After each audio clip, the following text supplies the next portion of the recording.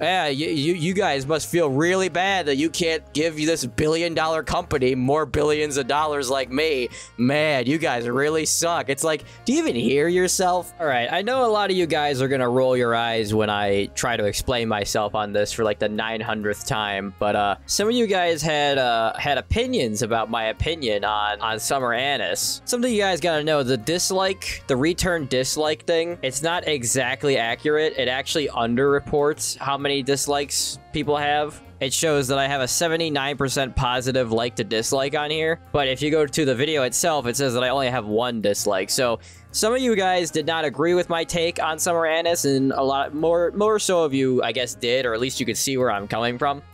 So basically, I get the whole idea of FOMO. I get the idea of we need to convince people to buy something right now. Get in there and buy it right now. You gotta buy it. Come on, you gotta buy it. Oh yeah, you can see right here, 39 upvotes and 10 downvotes, dislikes, whatever you want to call them. So you guys understood.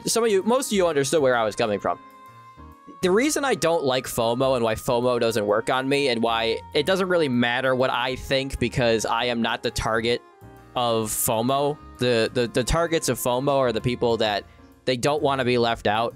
And for me, FOMO directly flies in the face of customer service. FOMO does not work on me, because when I find out in a video game that a character is no longer in that video game, I think, okay, when is it going to reroll? Especially like with Gacha Games. You might be saying, well, if you don't like FOMO, then why do you like Gacha Games?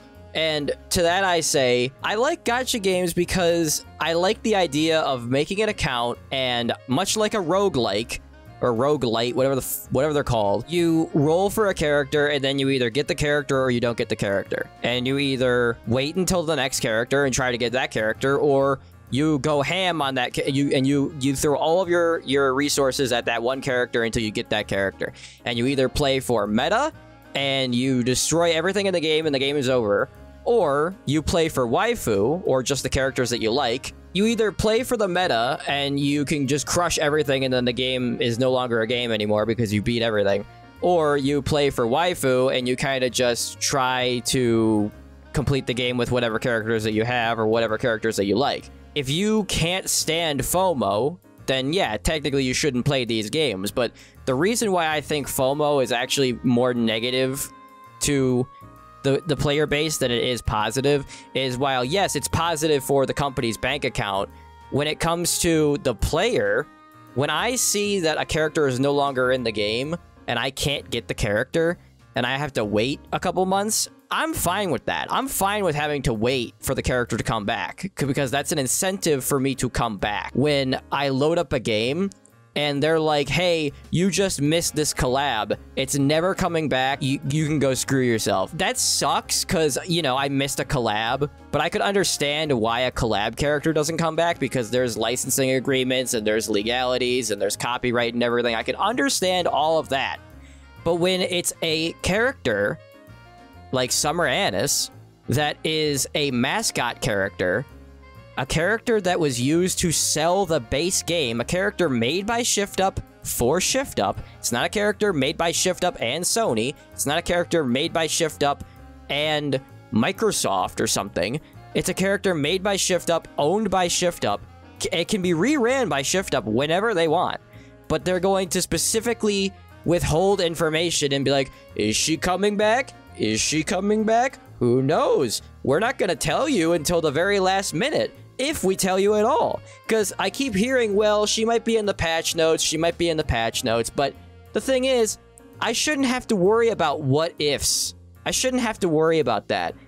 As a customer, I should be told up front what the plan is. I shouldn't have to worry. Like, it's like if you guys subscribe, if you guys joined our members program on YouTube and you were promised early access to new episodes of ClayYo Cho, and you were offered early access to new segments of claymantics, and then all of a sudden I stop uploading for days. You don't hear from me for days. You would be like, what is going on here? Where is the content that I signed up for? Now, thankfully, I have like 20-something hours already up on the membership program, and if for whatever reason I couldn't upload more, you would still have a catalog to go through. But you don't have that with FOMO. With FOMO, it's, hey, you better sign up now and get the thing, and then, oops, it's gone forever, you just missed it. Like, that's a shitty feeling. That's a feeling that you shouldn't rely on when it comes to customer service. I can understand FOMO for a collab. I can understand that. I still think it's stupid, but I can understand that. But using FOMO and keeping your customers in the dark about whether or not you're rerunning one of the most popular characters that the company owns, there's no legality in this. There's no lawyers that are involved in, hey, you better not have that character this year because you only paid to have that character run for 3 or so weeks. This is a character that they could put in the game right now. And instead, they're playing this game of, is she coming back? Will she come back? We don't know. You better wait around for the patch notes. It might not be. It's an abusive tactic, and it might not be as abusive as ramming your girlfriend's head through a wall. It might not be as abusive as saying, hey, I know that you had your vacation time approved, but it's 2 days before your vacation, and either you stay and do this overtime, or we're firing you. It's not an actual act of abuse that's life-changing, but it is annoying to do this to your customers who are willing to throw money at you. And then you got the whales. You got the whales that are going to try to make you feel bad because you're not sitting at your computer all day, every day, and throwing all of your money away on a game with characters that aren't even real. And it's like, isn't that the ultimate cuck move? Somebody with money that they're just burning, basically, are trying to make you feel bad that you're not burning your money as well. That's the ultimate cuck take. I can't, like, I have no life, and I can sit behind my computer all day, every day, and get every single collab, and yeah, you guys must feel really bad that you can't give this billion-dollar company more billions of dollars like me. Man, you guys really suck. It's like, do you even hear yourself?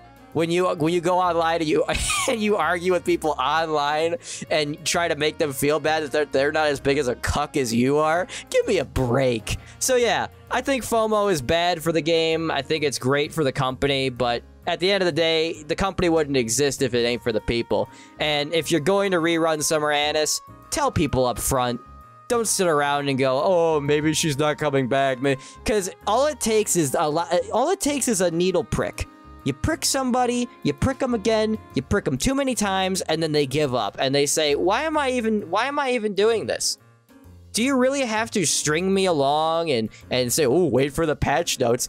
Or can you just give me what I'm offering you? I have the money. You want the money. I have the money. I'm willing to pay for it. And you just keep needling me and pricking me and going, maybe not, maybe yes. I don't know. I don't like it. That's what I think.